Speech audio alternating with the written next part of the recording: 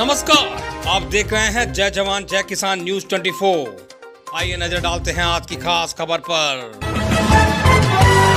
जिला इटावा के Aristotle world school Jaswant नगर के NH2 हाईवे के निकट स्थित है। एरिस्टोटल की निर्देशिका रीता सिंह दिल्ली NCR की रहने वाली हैं। एरिस्टोटल वर्ल्ड स्कूल की निर्देशिका रीता सिंह ने बताया कि कोरोना काल के समय में भी ऑनलाइन लगवा रही थी क्लासेस। एरिस्टोटल वर्ल्ड स्कूल के प्रधानाचार्य वेद पाठी तिवारी जी ने बताया कि बच्चों को देते हैं टैलेंट के हिसाब से शिक्षा। बच्चों के ऊपर कोरोना के बाद से दे रहे हैं विशेष ध्यान। निर्देशिका रीता सिंह ने कहा, अपने जीवन में सिर्फ शिक्षा को ही आगे बढ़ाने के लिए हमने ये कदम उठाया है। देखिए इटावा के जसवंत नगर से एरिस्टोटल वर्ल्ड की निर्देशिका रीता सिंह के साथ संपादक कुमार गौरव और पवन की ये खास मुलाकात। नमस्कार, आप देख रहे हैं जय जवान जय किसान न्यूज 24। मैं कुमार गौरव। आज मैं जिला इटावा में हूँ और इटावा का सबसे छोटा सा कस्बा है जसवंत नगर, और जहाँ पे एक विद्यालय है, स्कूल एरिस्टोटल वर्ल्ड स्कूल के नाम से है।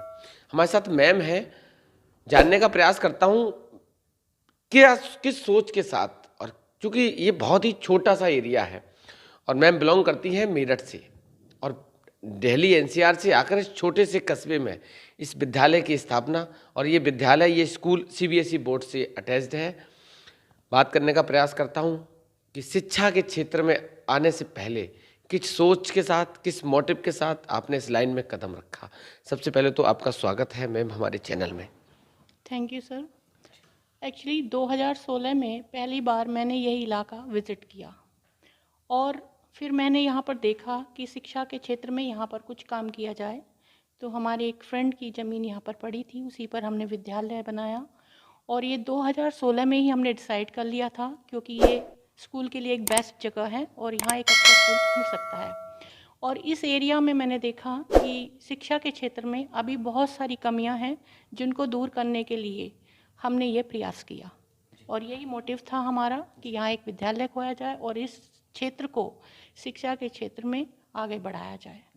मैम स्पेशली आपसे यूपी की बात करूं या इस एरिया की बात करूं, बिहार की बात करूं, जिस तरीके से शिक्षा को बिजनेस व्यवसाय बना दिया गया है, आप देख रहे हो जिस तरीके से विद्यालय, स्कूल, यूनिवर्सिटीज़ किस तरीके से काम कर रहे हैं, क्योंकि जिस एरिया में आपने इस्टेब्लिश करा है वहाँ एक रूरल एरिया है और गरीब तबके के लोग आते हैं, तो किस तरीके से मैनेजमेंट को सेटल करते हैं? सर यहाँ पर परेशानियाँ तो काफ़ी हैं, क्योंकि शुरू में जब हमने पूरा स्कूल ओपन किया उस समय हमने पूरा जो हमारी टीचर्स थी, पूरा स्टाफ था, वो हमने NCR से रखा और हमारा जो पूरा एनवायरनमेंट था वो एक दिल्ली के स्कूल से उसको कंपेयर किया जा सकता है। लेकिन ये 2 साल कोविड में इसने हमें बहुत परेशान करके रखा और इस समय लेकिन यहाँ पर परेशानियाँ तो काफ़ी हैं। पेरेंट्स उतने शिक्षित नहीं हैं, वो शिक्षा का महत्व को उतना उनको पता नहीं है कि शिक्षा की क्या महत्ता है। तो समस्याएं तो हैं और दिन पे दिन अब कोविड की वजह से ज़्यादा बढ़ रही हैं, पर ऐसा नहीं है कि ये बिज़नेस है। आई थिंक मुझे तो लगता है कि सोसाइटी है और ये शिक्षा के अपलिफ्टमेंट के लिए ही बनी है। कुछ लोग हो सकते हैं जैसे NCR में है, वहाँ फ़ीस बहुत ज़्यादा है, हम लोग क्या सर 2000 रुपीज़ एंड 10th, तो आई थिंक मुझे लगता है कि ये कोई उसके लिए नहीं है, बिज़नेस के लिए है। ये तो खाली टीचर्स की सैलरी ही मुश्किल से निकल पाती है यहाँ पर। फ्यूचर प्लान क्या है आपका विद्यालय को लेकर, चूँकि 2 साल खराब हो गए बच्चों के, शिक्षा व्यवस्था एक तरीके से बिल्कुल ठप हो चुकी है, अब सुचारू रूप से स्टार्ट हुई है।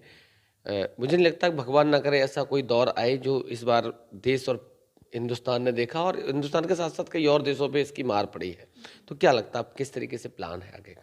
अब तो हमारे प्रिंसिपल साहब हैं, मेरे ख्याल से उन्हीं क्या बता पाएंगे। हमारे साथ बात करने के लिए उपस्थित हैं इस विद्यालय के स्कूल के प्रधानाचार्य वेद पाठी तिवारी जी। जानने का प्रयास करता हूँ सर, सबसे महत्वपूर्ण सवाल आपसे ये है कि 1.5 से 2 साल का समय व्यर्थ और बर्बाद चला गया, अब आगे? पहला तो धन्यवाद आप न्यूज़ 24 को हमारा बाइट लेने के लिए। 2 साल भले ही हम मुश्किल में रहे हैं, लेकिन हमारी 2 सालों में अचीवमेंट्स भी बहुत अच्छे रहे हैं स्कूल के।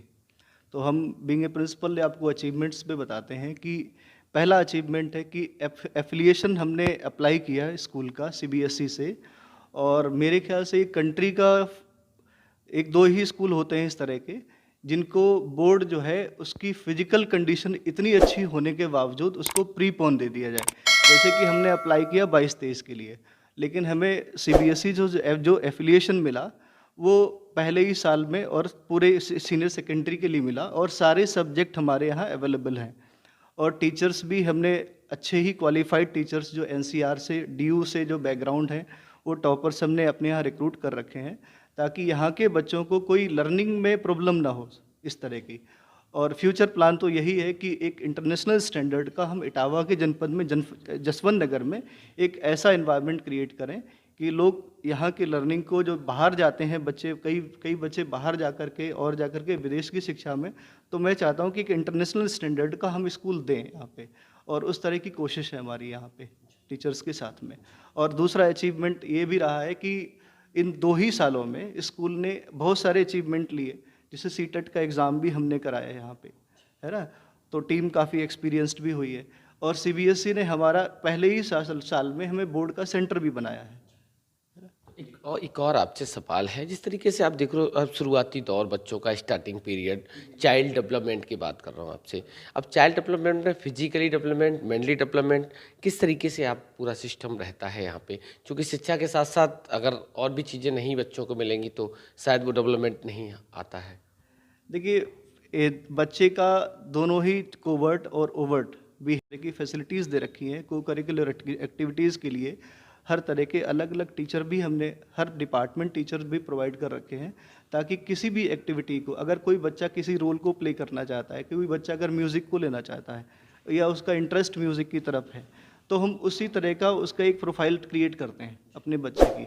अगर किसी बच्चे का कोई प्रोफाइल है, बच्चे का इंटरेस्ट हम शुरू से ही देखते हैं कि उसका इंटरेस्ट किस लेवल पे है, तो उस तरह की प्रोफाइल क्रिएट करके, और उसके साथ में टीचर और जितने भी इंचार्ज हैं हमारे, वो सभी लोग मिल कर के काम करते हैं। और उसमें हम पेरेंट्स को भी स्टेक होल्डर बनाते हैं।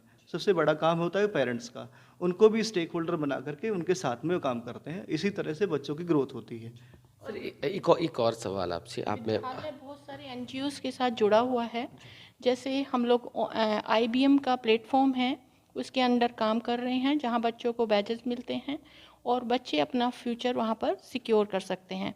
एक बॉश इंडिया का प्रोग्राम है, वहीं पर भी हमने अपने बच्चों को काफ़ी सारी उनमें फ़ीस में डिस्काउंट दी है, जो उनके अकाउंट्स में उनका जो फंड है वो वहाँ रिफ्लेक्ट किया है। CSR बॉक्स से हम लोग एफिलेटेड हैं और उस पर हम डे बाय डे काम कर रहे हैं, जिससे हमारे बच्चों का सर्वांगीण विकास हो।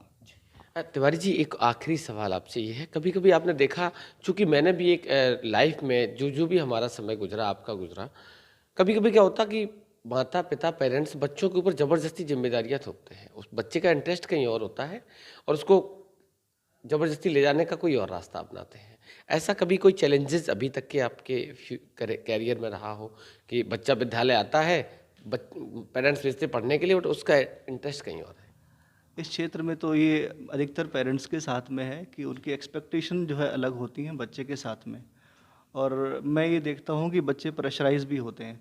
उसके लिए हमारे पास में प्रॉपर काउंसलर हैं, स्पेशल एजुकेटर भी कर रखा है और काउंसलर भी हैं, वो पेरेंट्स को भी काउंसल करते हैं इसके लिए कि बच्चा कहीं से प्रेशराइज ना हो और लर्निंग उसकी जो प्रेशराइज होकर के डेफिशिएंसी ना डेवलप हो उसके साथ में। बहुत बहुत धन्यवाद आपका समय देने के लिए। एक आखिरी सवाल, होली का पर्व आ रहा है, क्या शुभकामनाएं बच्चों के पेरेंट्स के साथ साथ प्रदेश और देशवासियों को? होली प्रेम का त्यौहार है और सभी पेरेंट्स के लिए होली की अच्छी शुभकामनाएं। और हम तो ये चाहते हैं कि इस जैसे 2 साल कोविड के गुजरे हैं, जितनी परेशानियां पेरेंट्स के साथ में भी रही होंगी, ऑब्वियसली रही होंगी कि फाइनेंशियल क्राइसिस उनके साथ में है, तो अगली शुभकामना उनके साथ में और ये है कि आगे उनको इस तरह की समस्याएं ना हो और उनके बच्चों की पढ़ाई कभी ना रुके। होली की अच्छी शुभकामनाएं। और हम तो ये चाहते हैं कि इस जैसे 2 साल कोविड के गुजरे हैं, जितनी परेशानियां पेरेंट्स के साथ में भी रही होंगी, ऑब्वियसली रही होंगी कि फाइनेंशियल क्राइसिस उनके साथ में है, तो अगली शुभकामना उनके साथ में और ये है कि आगे उनको इस तरह की समस्याएं ना हो और उनके बच्चों की पढ़ाई कभी ना रुके। मैम, होली पे क्या शुभकामनाएं? ये सब अच्छे से भेदभाव को भूलकर अपनी होली अच्छे से मनाएं, यही मेरी शुभकामनाएं हैं। बहुत बहुत धन्यवाद मैम बात करने के लिए। हमारे साथ थी एरिस्टोटल बर्ड स्कूल की निदेशक और प्रधानाचार्य जी बात करने के लिए उपस्थित थे। बहुत ही तरीके से बताया कि किस तरीके से पूरे कोविड काल में शिक्षा व्यवस्था किस तरीके से चौपट हुई। अब फिर से सुचारू रूप से व्यवस्था चालू हुई है। हमें आशा है, उम्मीद और भगवान से भी दुआ है कि अब ऐसी कोई महामारी इस देश पे ना आए जिससे कि बच्चों का भविष्य बर्बाद हो। चूँकि सरकारें आती हैं और चली जाती हैं, इस समय उत्तर प्रदेश में चुनावी वर्ष चल रहा है। 7वें चरण का मतदान 7 तारीख को होना है। लोगों से एक और अपील है कि 7वें चरण के आखिरी मतदान में बढ़ चढ़कर मतदान करें। जितना अधिक मतदान होगा उतना ही लोकतंत्र हमारा बलवान होगा।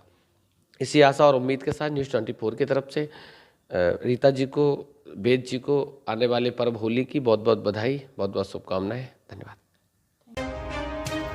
पल पल की खबरों को देखने के लिए चैनल को लाइक, सब्सक्राइब और शेयर जरूर करें।